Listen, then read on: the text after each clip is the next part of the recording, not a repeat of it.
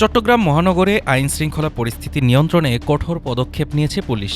নগরীতে অবস্থান ও প্রবেশের নিষেধাজ্ঞা দেওয়া হয়েছে ৩ শতাধিক ব্যক্তির উপর।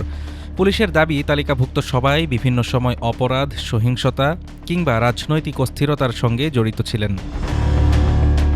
চট্টগ্রাম মেট্রোপলিটন পুলিশের কমিশনার হাসিব আজিজের সই করা এক বিজ্ঞপ্তিতে জানানো হয়, জননিরাপত্তা ও নগরের শান্তি বজায় রাখতে ৩৩০ জনকে পরবর্তী নির্দেশ না দেওয়া পর্যন্ত চট্টগ্রাম শহরে প্রবেশ ও অবস্থান থেকে বিরত থাকতে হবে।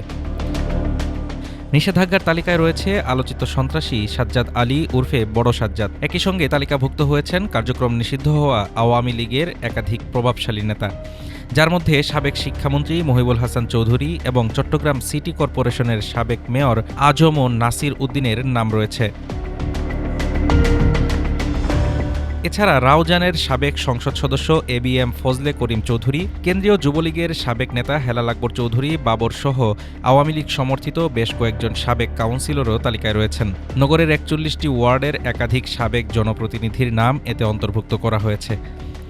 পুলিশের ভাষ্য অনুযায়ী তালিকাভুক্ত সন্ত্রাসীদের একটি অংশ বর্তমানে বিদেশে অবস্থান করছেন। তাদের বিরুদ্ধে চাঁদাবাজি, আধিপত্য বিস্তার, প্রকাশ্যে অস্ত্র প্রদর্শন এবং হত্যাকাণ্ডে জড়িত থাকার অভিযোগ রয়েছে। বড় সাজ্জাদের ঘনিষ্ঠ সহযোগী সহ একাধিক পরিচিত অপরাধীর নামও তালিকায় উল্লেখ করা হয়েছে।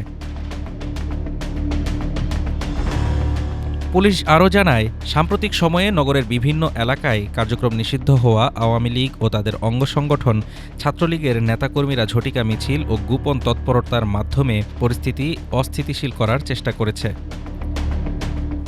এদিকে নিষেধাজ্ঞার তালিকায় বিএনপির অঙ্গ সংগঠনের কয়েকজন নেতাকর্মীর নামও রয়েছে। এর মধ্যে নগর বিএনপির যুগ্ম আহ্বায়ক ও থানা পর্যায়ের কিছু নেতার নাম উল্লেখ করা হয়েছে। বিষয়টি নিয়ে চট্টগ্রাম মহানগর পুলিশের অতিরিক্ত কমিশনার ফয়সাল আহমেদ জানান, নিষিদ্ধ সংগঠন ও তাদের সংশ্লিষ্ট ব্যক্তিদের তৎপরতায় আইন শৃঙ্খলা অবনতির আশঙ্কা তৈরি হয়েছে। সে কারণেই নজরদারি জোরদার করা হয়েছে এবং প্রতিরোধমূলক ব্যবস্থা হিসেবে এই নিষেধাজ্ঞা দেওয়া হয়েছে। Desk report, Dhaka today.